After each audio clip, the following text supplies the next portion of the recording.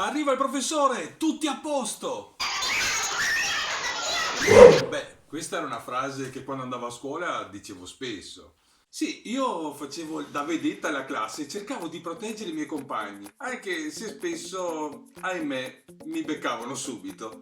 Oggi ti parlo del professore della comicità, o meglio, il mio professore. Così lo chiamava Charlie Chaplin. Vuoi scoprire chi è? Allora tuffati nel nostro mondo.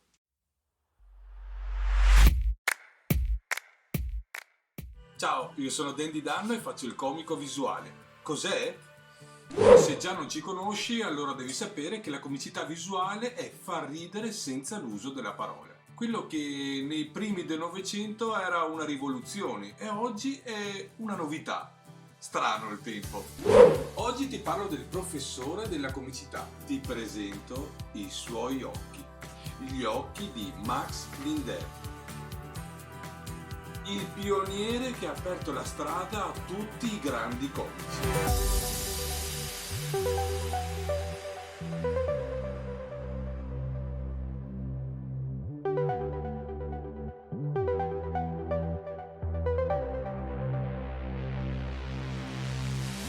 Devi sapere che se c'è una routine comica che ti piace, è probabile che Linder l'abbia inventata per primo.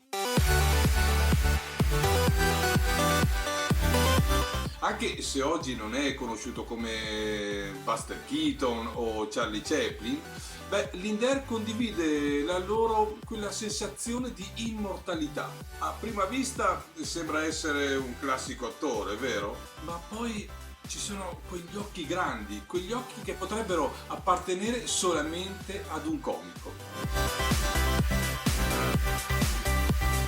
Tutto ciò che ci serve è presentarlo ad un nuovo pubblico, perché oggi, in quest'era di steampunk e dove il vintage va di moda, lui può resistere al passo con i tempi e affascinare ancora oggi. Se devo essere sincero, più lo guardo, più mi piacerebbe assomigliargli. Pensa che, e questo l'ho saputo da poco, il suo compleanno è un giorno prima del mio. Io voglio pensare che sia come un segno del destino.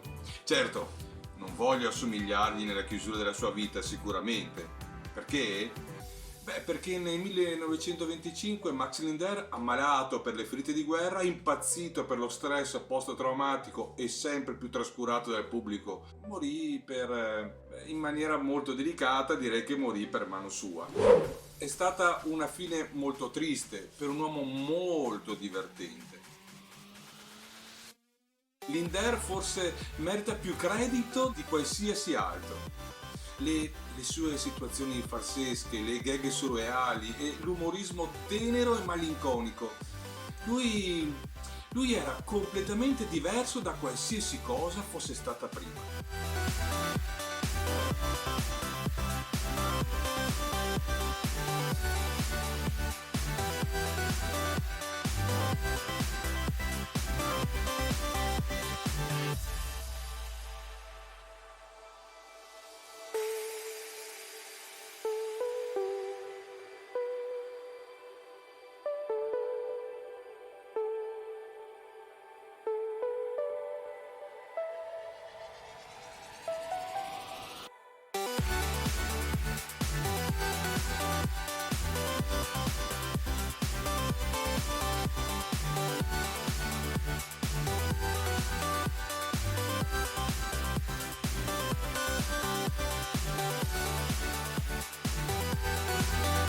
Linder nacque il 16 dicembre del 1883. L'uomo con il cappello di seta era originariamente Gabriel Maximilien et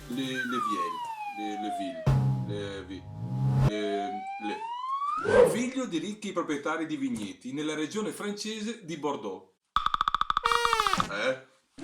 I suoi genitori speravano che il loro ragazzo un giorno avrebbe gestito un'azienda di famiglia, ma Max sentiva che la vita tra l'uva non poteva competere con l'eccitazione del teatro. Fu mandato al collegio Lycée Talence, forse per disciplinarlo, ma Max presto mise in scena allegramente spettacoli con i suoi compagni.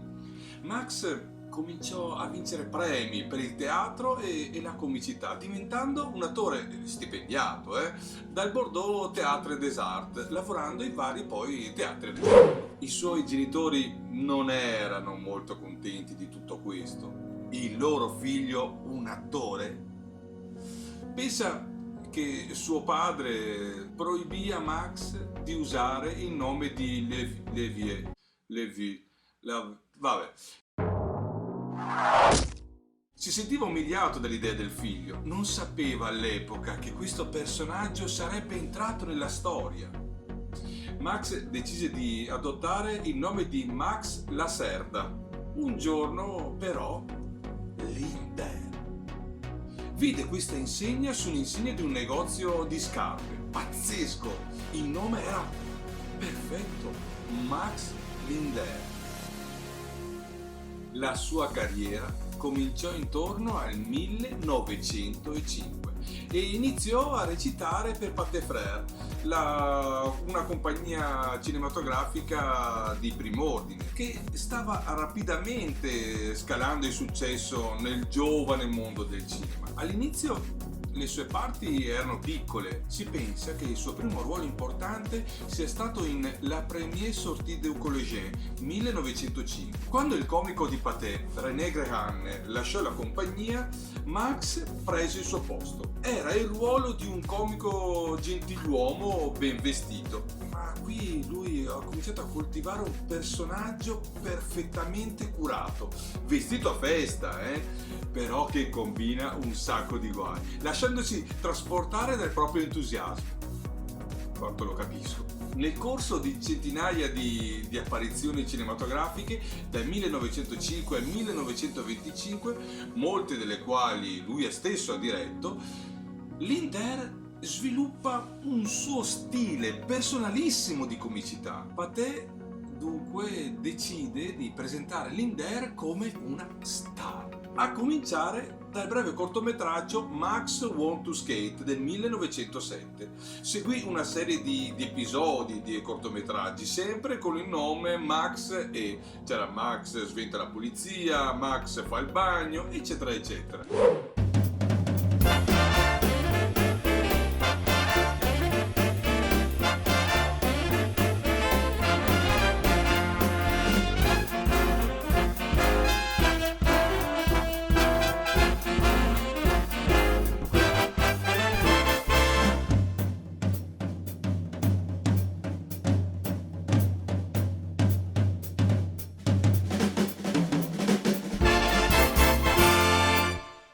Nel 1909 Pathé lanciò una campagna pubblicitaria fantastica, la prima per un attore cinematografico, una vera e propria innovazione per l'epoca. Alla fine del 1910 era uno degli attori cinematografici più famosi al mondo, se non il più popolare. C'erano altri famosi comici cinematografici all'epoca, come André Gide, prima però di Charlie Chaplin, Lloyd e Keaton. Ma Lindner probabilmente in quel periodo era il numero uno incontrastato. Nel 1912 la superstar Max aveva assunto un'esperienza tale che sfornò ad una velocità sorprendente i propri corti. Pensa che alcuni di loro furono completati in un giorno. Aveva un occhio fine per la telecamera, per l'azione, e molti dei suoi set conservano oggi ancora l'elegante fascino francese.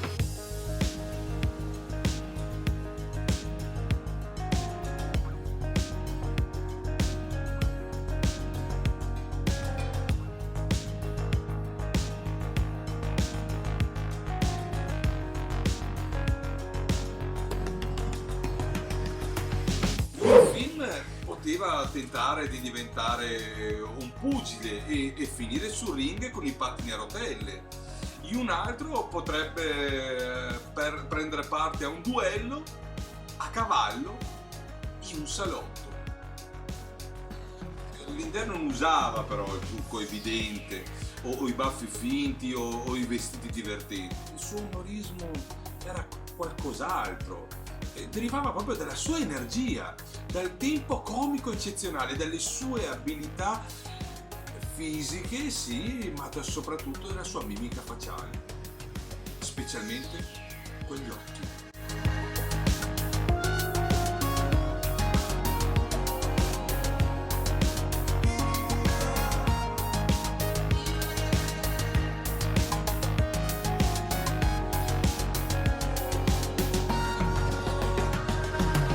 Nel 1912, cioè tra il 1912 e il 1914, forse furono gli anni d'oro di Lindner, interrotti solo dalla Prima Guerra Mondiale.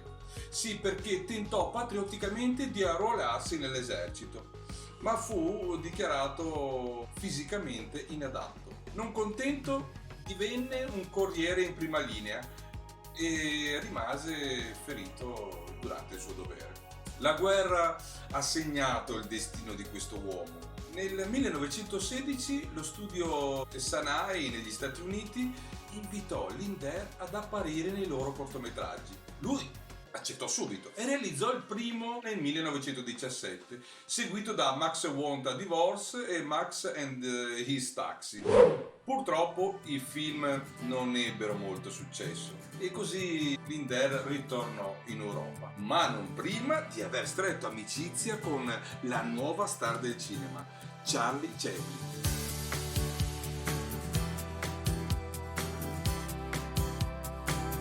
Chaplin idolatrava Lindner, definendolo il suo professore.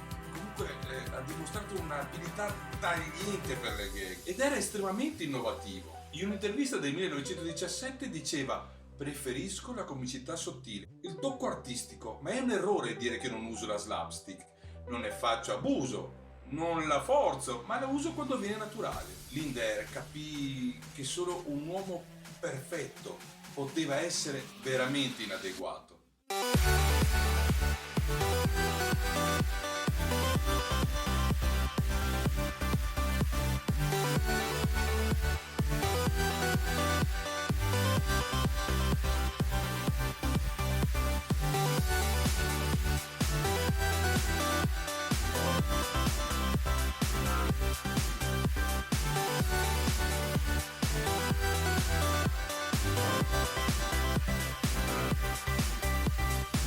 Poteva veramente far ridere per i guai che si trovava ad affrontare. Osserva Mr. B, vestiti comuni, personaggio comune, ma solamente inadeguato. Max Lindner fa quello che fa, non necessariamente perché deve, ma spesso perché sente il desiderio di farlo. A differenza di Chaplin che faceva ridere nelle situazioni tristi e le trovate di Buster che si doveva difendere dai guai, a differenza di Lloyd che era il bravo ragazzo ma solo sfortunato, Lindner era il contrario di tutti e di tutti, uno stile completamente diverso. Nello schermo Max buca, è un miracoloso pasticcione a cui capita di frequentare luoghi mondani di rispettabilità con persone altolocate e di ritrovarsi veramente in guai seri.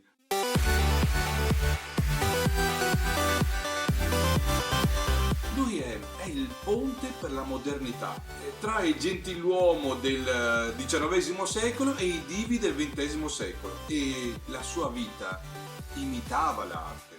Stiamo parlando di uno che indossava 3 abiti diversi al giorno e viaggiava con 46 bauli di vestiti e accessori. Uno che ha combattuto in un'arena un toro in Spagna e ha vinto, con la gioia e lo stupore della folla presente. La sua schiavitù al capriccio, il suo coraggio spavaldo, ecco, lo rendono un vero dandy e un grande artista.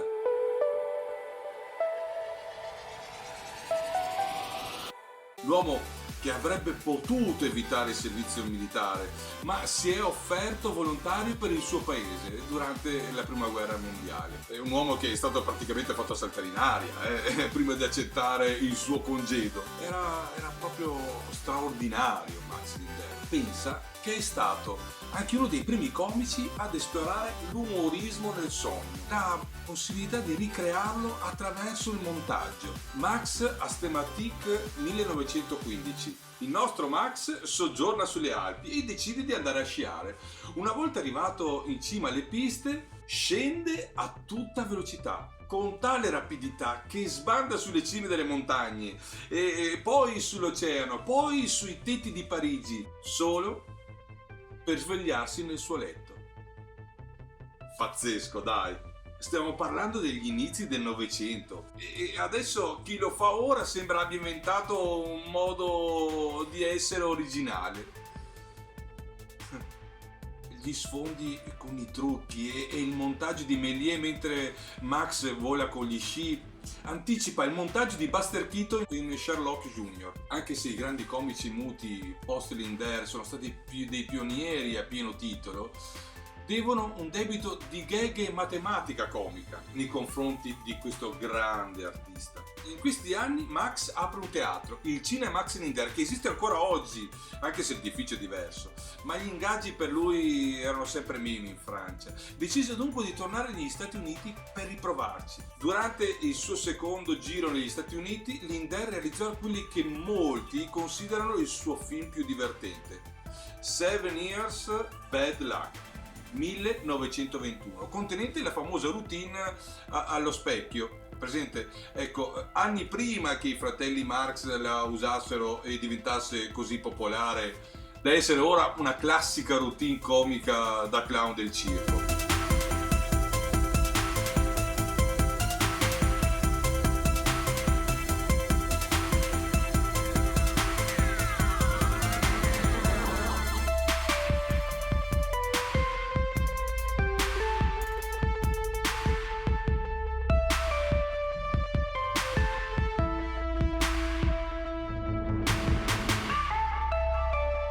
Ma non era del tutto soddisfatto. Si cimentò nella satira, ma non ebbe il successo che sperava. Iniziò a sentire che stava perdendo il suo tocco. Comunque decide di ritornare in Francia per l'ultima volta.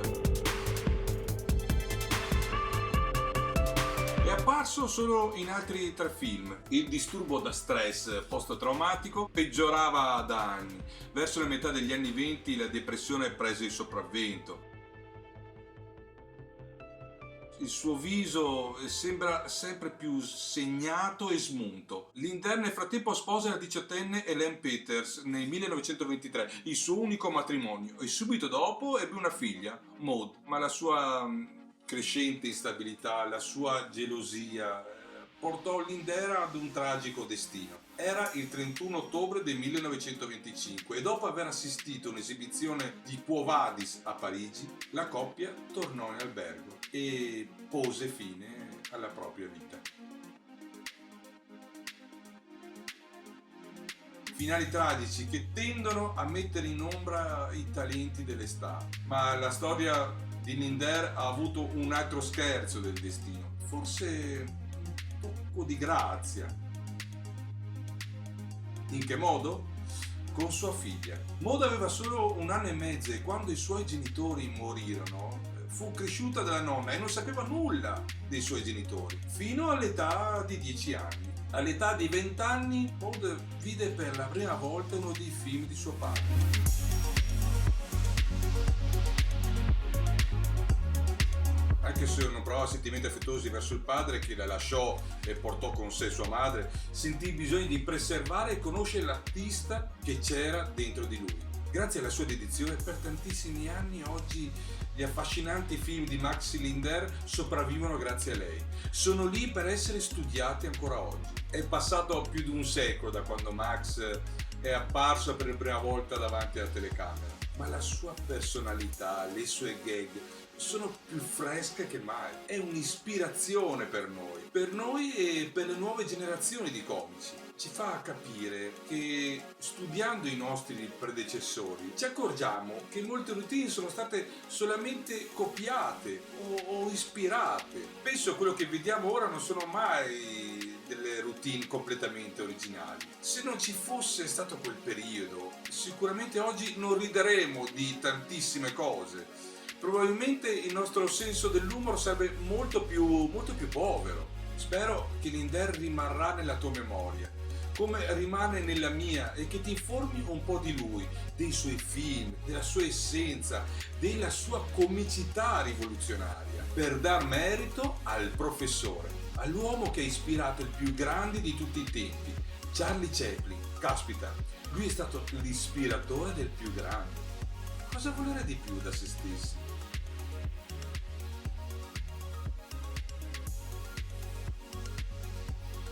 Rimarrai nella mia memoria, Max.